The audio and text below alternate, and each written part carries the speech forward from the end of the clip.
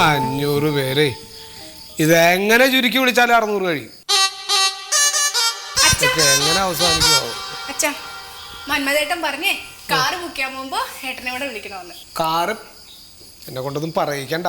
ഇത്രയും നട്ടലില്ലാത്തൊരു തന്നെ എന്റെ ജീവിതത്തിൽ ഞാൻ കണ്ടിട്ടില്ല. ഇത് ചിണങ്ങാതെ അകത്തോട്ട് പടി. എന്താന്നേ തുടങ്ങിയില്ല രണ്ടും കൂടി വാർത്താനം പറയിപ്പിക്കാന്നുണ്ട്. എന്താ ശീതളായിട്ട് എന്താ നിങ്ങളുടെ പ്രശ്നം? അവൾക്ക് കാറുണ്ടാക്കി കൊടുക്കണോന്ന്.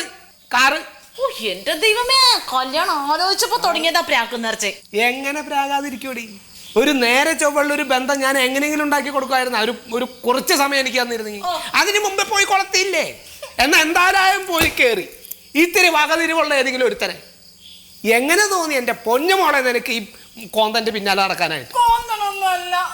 അതെ, നിങ്ങളുടെ കയ്യിൽ കാശില്ലാന്ന് പറഞ്ഞ് കണി കണ്ട ചെറുക്കന്മാരെ കുറ്റം പറഞ്ഞാ പോരാ, എച്ചി കണക്കും പറഞ്ഞോണ്ടിരിക്കുക അവിടെ. ആടി, ഞാൻ എച്ചി കണക്ക് പറയുന്നതാണ് ഇപ്പൊ പ്രശ്നം. ഒരു കാർ ചോദിച്ചതിനാണോ നിങ്ങൾ ഈ കിടന്ന് കേൾപ്പിക്കുന്നത് മുഴുവൻ? ഒരു കാറ് ചോദിച്ചതിനായിരുന്നോ?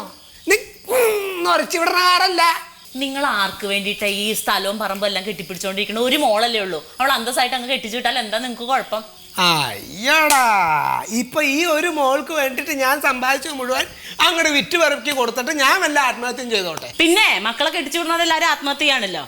നിങ്ങളെ പോലെയല്ലേ അപ്പുറത്തെ വീട്ടിലെ ഗോപാലൻ നായര് 3 പെൺമക്കളെ നല്ല അന്തസ്സായിട്ട് കെട്ടിച്ചു വിട്ടല്ല? എങ്ങനെയാ ഇന്ന് ഇവിടെ കൂടി കെട്ടിച്ചു വിടാൻ പറയടി. അവിടെ തന്നെ ഗോപാലൻ നായരല്ല. അല്ല, നിന്റെ വർത്താനം കേട്ടിട്ട് എനിക്ക് അങ്ങനെ തോന്നല്ല. എന്തെങ്കിലും പറഞ്ഞ ഉടനെ ഇറങ്ങിക്കോളും കുറെ മുട്ടായിരിക്കാനായിട്ട്. 2 കിടന്ന് മോങ്ങാതെ എണീറ്റ് പൊയ്ക്കോ എന്റെ മുന്നിൽ നിന്നിട്ടാ. എടി, ഈ ബന്ധമായിട്ട് ഇവൻ വന്നപ്പോ ആദ്യം ഇവര് പറഞ്ഞ എന്താ? ഇവര് വീട്ടുകാർ പറഞ്ഞ എന്താ? ഞങ്ങൾക്ക് പെണ്ണിനെ മാത്രം മതി. പിന്നെ പറഞ്ഞു ഞങ്ങൾക്ക് കൈ നിറച്ച് ശ്രീധരം വേണോന്ന്. ശരി, അതും ആവട്ടെ. അതും കഴിഞ്ഞപ്പോ പറയണ അങ്ങനെ ഇങ്ങനെയൊന്നും കല്യാണം നടത്തരുതേ, ഞങ്ങൾക്ക് മാനക്കേടുണ്ടാക്കരുതേ. ഇപ്പൊ അതിന്റെ കണക്കും കൂട്ടിയിരിക്കുക ഞാൻ. ഇനിയിപ്പോ കാറുണ്ടാക്കി കൊണ്ടുവന്നിരിക്കണം എന്റെ. എനിക്ക് ഇപ്പോഴാണ് നിങ്ങളുടെ തനി സ്വഭാവം മനസ്സിലായത്. നിങ്ങൾ ഈ പെങ്കൊച്ചിനെ ദാനത്തിന് കെട്ടിച്ചു വിടാൻ വേണ്ടി ഇരിക്കായിരുന്നല്ലേ? അങ്ങനെ വല്ല ധർമ്മ കല്യാണം നടത്താൻ ഉദ്ദേശിക്കും. ഞാൻ ഇവിടെ കെട്ടി തൂങ്ങിച്ചോ. തള്ളനെ കൂടി വിളിച്ചോണ്ടോ? എന്നിട്ട് ഞാൻ പോയിട്ട് വേണം നിങ്ങൾക്ക് ഇവിടെ ഒറ്റക്ക് കിടന്ന് സുഖിക്കാൻ. ശീതളേട്ട, ഒരു കാര്യം ഞാൻ പറഞ്ഞേക്കാം.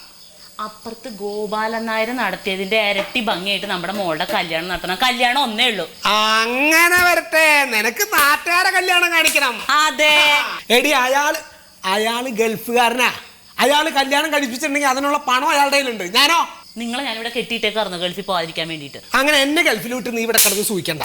സൂഹിക്കണ്ടെങ്കിൽ വേണ്ട.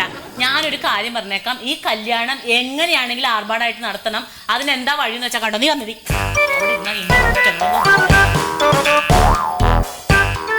എന്റെ ദൈവമേ, 2-3 പെൺമക്കളുള്ള തന്താര് എങ്ങനെ ജീവിച്ചിരിക്കണമെന്നാ ഞാൻ ആലോചിക്കണം.